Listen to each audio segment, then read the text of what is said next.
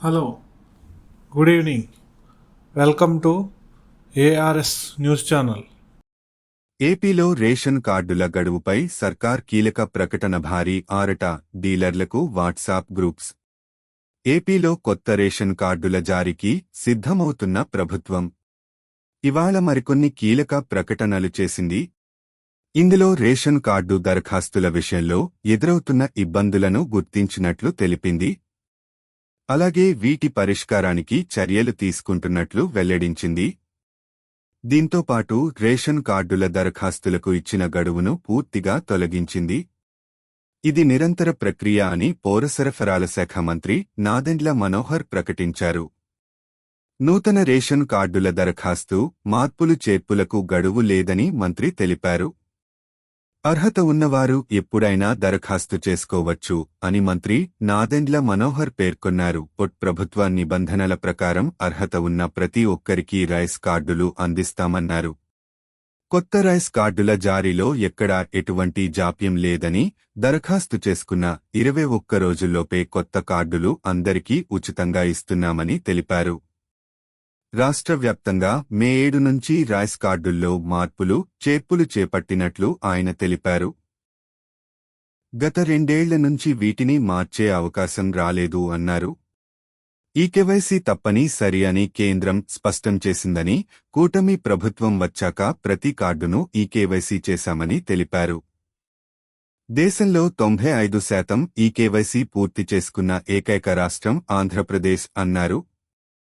429.028 మందికి ఈ కేవైసీ పూర్తి అయ్యింది. 22,59,498 మందికి మాత్రమే ఈ కేవైసీ పూర్తి కాలేదన్నారు. రేషన్ కార్డుల కోసం భారీగా దరఖాస్తులు వస్తున్నాయని, దీంతో సర్వర్స్ లో కావడం వల్ల ఇబ్బందులు వస్తున్నాయన్నారు. ఇప్పటివరకు 5 లక్షల అప్లికేషన్లు వచ్చాయని, 60,000 మంది కొత్త రైస్ కార్డులు కావాలని దరఖాస్తు చేసుకున్నారని తెలిపారు. ఉన్న కార్డు నుంచి తొలగింపు కోసం 44,000 మంది దరఖాస్తు చేసుకున్నారన్నారు. అడ్రస్లు మార్పుల కోసం 12,500 మంది దరఖాస్తు చేసుకున్నారన్నారు. కూటమి ప్రభుత్వం వచ్చిన తర్వాత గ్రామ, వార్డు సచివాలయానికి రైస్ కార్డుల డేటాను అనుసంధానం చేశామన్నారు. 15 రోజులుగా ప్రజలు కొంత ఇబ్బందులు పడిన మాట వాస్తవమని, సర్వర్ డౌన్ కావడం, సచివాలయాల్లో అప్లికేషన్లు పూర్తిగా తీసుకోలేకపోవడం వల్ల ఇబ్బంది కలిగిన విషయం తమ దృష్టికి వచ్చిందన్నారు. సాంకేతికపరమైన లోపాలతో వల్ల ఇబ్బంది కలిగినందుకు ప్రజలకు క్షమాపణ చెప్పారు. 3 రోజులుగా కమిషనర్, ఇతర అధికారులు ఖాళీ లేకుండా పనిచేస్తూ అందరితో మాట్లాడి సమస్య పరిష్కారాన్ని కృషి చేస్తున్నారన్నారు. 4,24,59,128 మందికి జూన్లో తాము ఉచితంగా రైస్ కార్డులను అందజేస్తున్నామని మంత్రి తెలిపారు. కొత్తగా దరఖాస్తు చేసుకున్నవారు ఎవరూ ఆందోళన చెందవద్దన్నారు. మార్పులు చేసే సమయంలో కొన్ని ఇబ్బందులు ఎదురవుతాయి. కార్డుదారుల సమాచారం డేటా బేస్లో పెట్టి ప్రజలకు స్మార్ట్ రైస్ కార్డులు అందిస్తామన్నారు. రేషన్ కార్డులకు మ్యారేజ్ సర్టిఫికేట్ అవసరం లేదని, పెళ్లి సంబంధించి ఫోటో కూడా అక్కర్లేదని తెలిపారు. రైస్ కార్డులో మార్పులు చేర్పులకు సంబంధించి మ్యారేజ్ సర్టిఫికేట్ అవసరం లేదన్నారు. పెళ్లి సంబంధించి ఫోటో కూడా అక్కర్లేదన్నారు. వాటితో సంబంధం లేకుండా దరఖాస్తులు తీసుకోవాలని సచివాలయ సిబ్బందికి ఆదేశాలు ఇచ్చారు. కార్డులో కొత్తగా పేర్లు ఎక్కించాలన్నా కూడా పరిశీలించి వెంటనే నమోదు చేయాలని సూచించారు. ఒక పేరు తొలగించాలంటే తప్పకుండా డాక్యుమెంట్ ప్రూఫ్ ఉండాలని, పేరు తొలగింపు సంబంధించి డెత్ కేసులకు మాత్రమే ప్రస్తుతం పరిమితం చేస్తున్నామన్నారు. టీడీపీకి ఆ పరిస్థితి రాకూడదు. జనసేనతో పొత్తుపై జ్యోతుల నెహ్రూ సంచలనం. ఏపీలో రాజకీయాలు ఆసక్తికరంగా మారుతున్నాయి. కూటమి ప్రభుత్వం ఏర్పడి ఏడాది కాలం పూర్తి అవుతోంది. ఇటు టీడీపీ అధికారంలోకి వచ్చిన తరువాత జరుగుతున్న తొలి మహానాడు ఘనంగా నిర్వహించేందుకు సిద్ధం అవుతోంది. ఇదే సమయంలో తూర్పు గోదావరి జిల్లాలో టీడీపీ మహానాడులో పార్టీ నేతలు సంచలన వ్యాఖ్యలు చేస్తున్నారు. జనసేనతో వస్తున్న సమస్యలపైన టీడీపీ నేతలు ఏకరువు పెడుతున్నారు. పార్టీ ముఖ్య నేత జ్యోతుల నెహ్రూ చేసిన వ్యాఖ్యలు సంచలనంగా మారాయి. టీడీపీ జిల్లా మహానాడులో ఎమ్మెల్యే జ్యోతుల నెహ్రూ కీలక వ్యాఖ్యలు చేశారు. కాకినాడ జిల్లాలో పదవులు ఏ పార్టీకి వెళ్లాయో ఆలోచించాలని సూచించారు. మెజారిటీ ఉన్న తెలుగుదేశం పరిస్థితి ఏంటో ఆలోచించాలని వ్యాఖ్యానించారు. ఒక వ్యక్తికి 2 పదవులు అవసరమా కూడా చైర్మన్గా, డిసిసిబి చైర్మన్గా ఉన్న జనసేన జిల్లా అధ్యక్షుడు తుమ్మలబాబు ప్రశ్నించారు. పార్టీ నిర్ణయాల వల్ల టీడీపీ నిర్వీర్యం అయిపోతుందని ఆవేదన వ్యక్తం చేశారు. కూటమి ఎన్నాళ్లు ఉంటుంది? పార్టీ ఆవిర్భావం తర్వాత ఎన్ని పార్టీలతో పొత్తు పెట్టుకోలేదని చెప్పుకొచ్చారు. ఎన్నిసార్లు బయటకు రాలేదు అంటూ వ్యాఖ్యానించారు. టీడీపీతో పొత్తు వల్ల కమ్యూనిస్టు పార్టీలు నిర్వీర్యం అయిపోయాయని చెప్పుకొచ్చారు.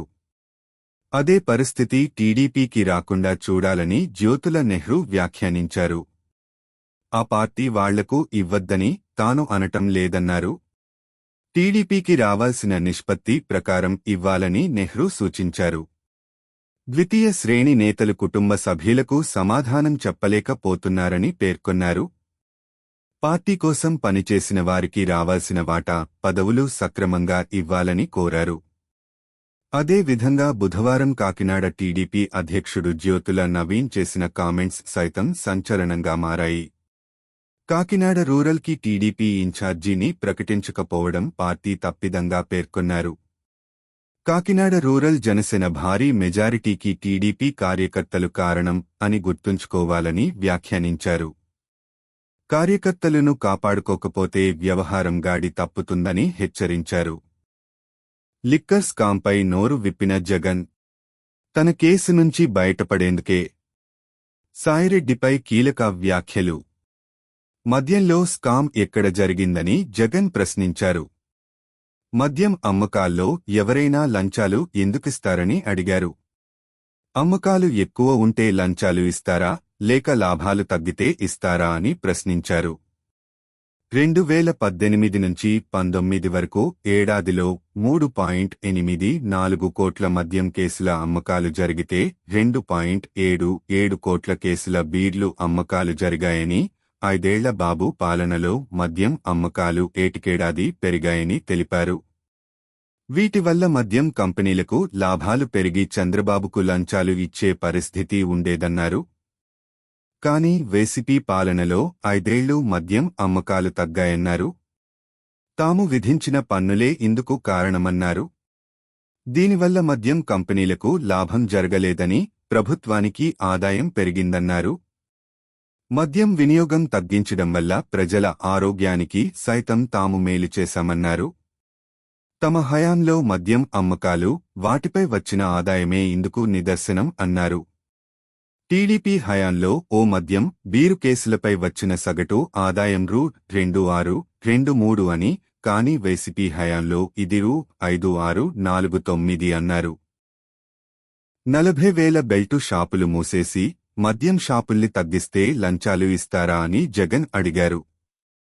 తమ ప్రభుత్వ హయంలో లాభాపేక్ష లేకుండా ప్రభుత్వమే మద్యం అమ్మకాలు చేసిందన్నారు. కానీ చంద్రబాబు గతంలో ఎప్పుడూ మద్యం వ్యాపారం ప్రైవేటు మాఫియా చేతుల్లో పెట్టి నడిపించారన్నారు.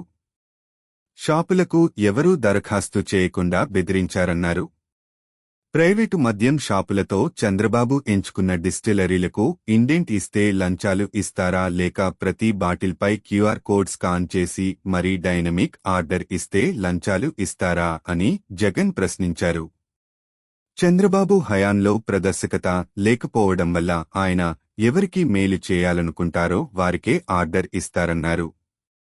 గతంలో చంద్రబాబు హయాంలో కేవలం 5 డిస్టిలరీలకే 69% మద్యం ఆర్డర్లు వెళ్లాయన్నారు.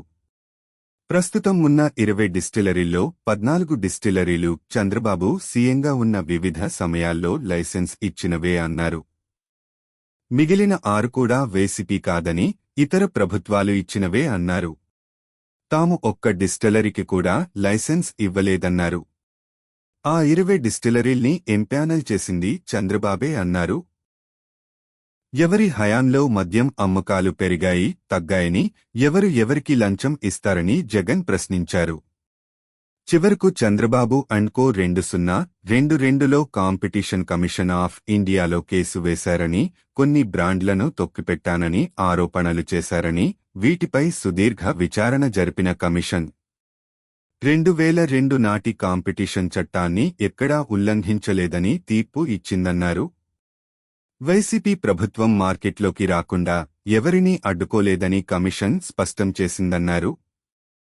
వాస్తవాలు ఇలా ఉంటే తప్పు చేసిన చంద్రబాబు తమపై ఆరోపణలు చేస్తున్నారన్నారు. రాజ్యసభ సభ్యుడిగా 3.5 పదవీకాలం వద్దనుకుని చంద్రబాబుకు మేలు చేసేందుకు పదవి వదులుకుతున్న వ్యక్తి విజయసాయిరెడ్డి అన్నారు.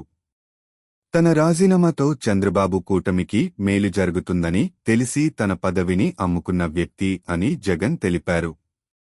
అలాంటి వ్యక్తి లిక్కర్ పై చేసే ఆరోపణలకు ఏం విలువ ఉంటుందని ప్రశ్నించారు. మరో నిందితుడిగా చెప్తున్న రాజ్కేశిరెడ్డికి బెవరేజెస్ కార్యకలాపాలకు ఏం సంబంధం అని ప్రశ్నించారు. ఐటీ రంగంలో అనుభవం ఉన్న వ్యాపారవేత్త, సలహాదారుల్లో ఒకడైన రాజ్ తమకు లొంగకపోవడం వల్ల నిందితుడిగా మార్చారన్నారు. ఏపీ, తెలంగాణ రైల్వే ప్రయాణికులకు మోదీ భారీ వరం. ఏపీ, తెలంగాణ రైల్వే ప్రయాణికులకు కొత్త సదుపాయాలు అందుబాటులోకి వచ్చాయి. విమానయానశ్రయాల తరహాలో తీర్చిదిద్దిన రైల్వే స్టేషన్లు వినియోగంలోకి తెచ్చారు. ప్రధాని మోదీ దేశ్నోక్ రైల్వే స్టేషన్ నుంచి 18 రాష్ట్రాల్లో ఆధునీకరించిన 103 అమృత్ రైల్వే స్టేషన్లను ఆయన వర్చువల్గా ప్రారంభించారు. దీంతో తెలంగాణలో 3, ఏపీలో 1, యూపీలో 19, గుజరాత్ 18, మహారాష్ట్రలో 15, రాజస్థాన్లో 8 రైల్వే స్టేషన్లను ప్రారంభించారు. ప్రధాని మోదీ బికనీర్లోని కర్ణిమాత ఆలయాన్ని ఆయన సందర్శించారు. అమ్మవారికి ప్రధాని మోదీ ప్రత్యేక పూజలు నిర్వహించారు. అనంతరం బికనీర్ ఎయిర్ బేస్ను మోదీ సందర్శించారు. మరోవైపు బికనీర్ సమీపంలో పాలనా గ్రామంలో ఏర్పాటు చేసిన బహిరంగ సభలో ప్రధాని మోదీ పాల్గొన్నారు. అమృత్ భారత్ స్టేషన్ పథకంలో భాగంగా తెలంగాణలోనూ 40 రైల్వే స్టేషన్ల పునరాభివృద్ధికి రైల్వే శాఖ చర్యలు చేపట్టింది. ఈ పునరాభివృద్ధి పనులకు రూ. 2,750 కోట్ల నిధులు కేటాయించింది.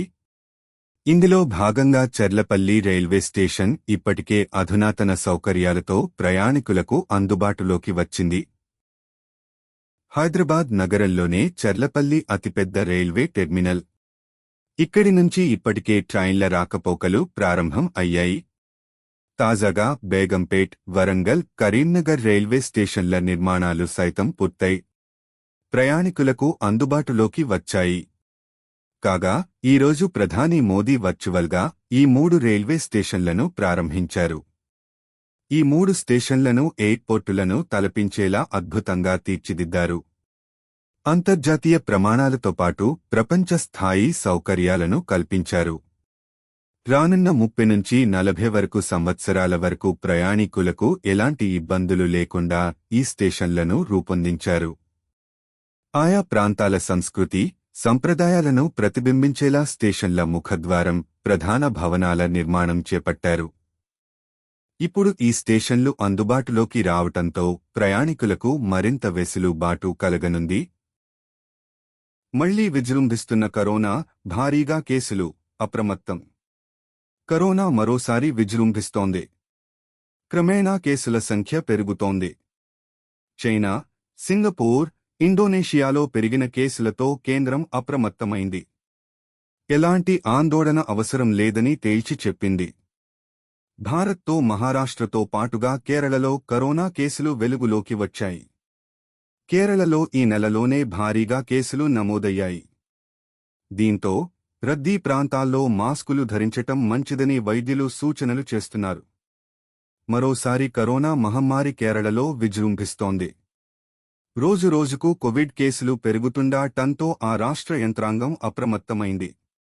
ఒక్క మే నెలలోనే కేరళలో 182 కోవిడ్ కేసులు నమోదయ్యాయని ఆ రాష్ట్ర ఆరోగ్య శాఖ మంత్రి వీణా జార్జ్ వెల్లడించారు. అత్యధికంగా కొట్టాయం జిల్లాలో 57 కేసులు నమోదైనట్లు తెలిపారు. ఎర్నాకుళంలో 34, తిరువనంతపురంలో 30 కేసులు ఉన్నట్లు చెప్పారు. కేరళలో కోవిడ్ కేసుల సంఖ్య పెరిగే అవకాశం ఉన్నందున ప్రజలు అప్రమత్తంగా ఉండాలని తెలిపారు. జలుబు, దగ్గు, శ్వాస సంబంధిత లక్షణాలతో బాధపడేవారు తప్పనిసరిగా మాస్క్ ధరించాలని వీణా జార్జ్ వివరించారు. మరోవైపు మహారాష్ట్రలో జనవరి నుంచి ఇప్పటివరకు నమోదైన కోవిడ్ కేసుల్లో 2 మరణించిట్లు నిన్న ఆ రాష్ట్ర ఆరోగ్య శాఖ ప్రకటించింది. మరణించిన వారిలో ఒకరికి క్యాన్సర్ ఉన్నట్లు పేర్కొంది. జనవరి నుంచి మొత్తం 6066 స్వాబ్ టెస్టులు చేయగా 106 కేసులు పాజిటివ్ తేలినట్లు చెప్పింది. వీరిలో 101 మంది ముంబైకి చెందినవారు కాగా మిగిలిన వారు పుణె, థానే, కొల్హాపూర్ చెందినవారుగా పేర్కొంది. ప్రస్తుతం రాష్ట్రంలో 52 కేసులు పాజిటివ్ కేసులు ఉన్నట్లు, వారిలో 16 మంది ఆస్పత్రిలో చికిత్స పొందుతున్నట్లుగా ఆరోగ్య శాఖ వెల్లడించింది. తెలుగు రాష్ట్రాల్లో ఎలాంటి ఆందోళన లేదని అధికారులు స్పష్టం చేస్తున్నారు. నష్టాల్లో ముగిసిన స్టాక్ మార్కెట్లు. రూపాయలు 1.86 లక్షల కోట్లు తగ్గిన మదుపర్ల సంపద. భారత స్టాక్ మార్కెట్లు ఈరోజు నష్టాల్లో ముగిశాయి. అమెరికా ఆర్థిక పరిస్థితిపై ఆందోళనలు, ట్రెజరీ ఈల్డ్స్ పెరగడం, అంతర్జాతీయంగా ప్రతికూల సంకేతాలు సూచీలపై ప్రభావం చూపాయి. రిలయన్స్ ఇండస్ట్రీస్ వంటి హెవీవెయిట్ స్టాక్స్తో పాటు ఆటో, ఐటీ షేర్ల అమ్మకాల ఒత్తిడిని కారణంగా మార్కెట్లు క్షీణత నమోదు చేశాయి. సెషన్ ముగిసే సమయానికి బీఎస్ఈ సెన్సెక్స్ 644 పాయింట్లు లేదా 0.79% తగ్గి 80,952 వద్ద స్థిరపడింది. ఒకానొక దశలో 1100 పాయింట్లు పతనమైనప్పటికీ చివర్లో కోలుకుంది. ఎన్ఎస్ఈ నిఫ్టీ సూచీ 204 పాయింట్లు లేదా 0.82% తగ్గి 24,609 వద్ద సెటిల్ అయింది. బీఎస్ఈ లిస్టెడ్ కంపెనీల మొత్తం మార్కెట్ క్యాపిటలైజేషన్ రూపాయలు 1.86 లక్షల కోట్లు తగ్గి రూపాయలు 439.32 లక్షల కోట్లకు దిగొచ్చింది. సెక్టార్ల పరంగా చూస్తే Nifty auto, FMCG, IT, consumer durables, oil and gas సూచీలు 1% నుండి 1.5% వరకు క్షీణించాయి. నిఫ్టీ బ్యాంక్, ఫైనాన్షియల్స్ సూచీలు 0.5% వరకు తగ్గాయి. విస్తృత మార్కెట్లో నిఫ్టీ మిడ్ క్యాప్ 0.5% తగ్గగా నిఫ్టీ స్మాల్ క్యాప్ 0.26% క్షీణించింది. ఈరోజు మార్కెట్ పతనానికి ముఖ్య కారణాలు: యుఎస్ ట్రెజరీ ఈల్డ్స్. దీర్ఘకాలిక అమెరికా ట్రెజరీ ఈల్డ్స్ గత 18 నెలల్లో అత్యధిక స్థాయికి చేరాయి. 30 ఏళ్ల ట్రెజరీ బాండ్ల ఈల్డ్ ఆసియా ట్రేడ్లో 1.5 ఏళ్ల గరిష్ట స్థాయి తాకిన తర్వాత 5% పైన ఉంది. ఈల్డ్స్ పెరగడం వల్ల మూలధనం ఈక్విటీల నుంచి, ముఖ్యంగా భారత్ వంటి ఎమర్జింగ్ మార్కెట్ల నుంచి బాండ్ల వైపు మళ్లుతోంది. అమెరికా ఆర్థిక ఆందోళనలు. మూడీస్ అమెరికా క్రెడిట్ రేటింగ్ను ఏ నుండికి డౌన్గ్రేడ్ చేసింది. పెరుగుతున్న రుణ భారాన్ని గుర్తించింది. ఈ డౌన్గ్రేడ్ వాల్ స్ట్రీట్, ఆసియా మార్కెట్లపై ఒత్తిడి తెచ్చింది. ఈ వారంలో ఓటింగ్కు రానున్న ప్రతిపాదిత టాక్స్ బిల్ ఇప్పటికే $36 ట్రిలియన్ ఉన్న అమెరికా రుణాన్ని ఇంకా $3.8 ట్రిలియన్ పెంచవచ్చని నివేదికలు సూచిస్తున్నాయి. కాగా ఈరోజు సెషన్లో ఎన్ఎస్ఈలో కాస్మో ఫస్ట్, జై భారత్, మారుతి, నహర్ పాలీఫిల్మ్స్, రామ్కో సిస్టమ్స్ షేర్లు 20% పైగా పెరిగాయి. మరోవైపు ఆర్కే స్వామి, వడిలాల్ ఇండస్ట్రీస్ 10% కంటే ఎక్కువగా క్షీణించాయి. Ramco systems, Blue Pebble, coffee day ఎంటర్ప్రైజెస్తో సహా 84 షేర్లు ఇంట్రాడే ట్రేడ్లో అప్పర్ సర్క్యూట్లను తాకాయి. మరోవైపు నాయిబ్, ఇండోటెక్ ట్రాన్స్ఫార్మర్స్, తీర్థ గోపికాంతో సహా 53 షేర్లు లోయర్ సర్క్యూట్లను తాకాయి.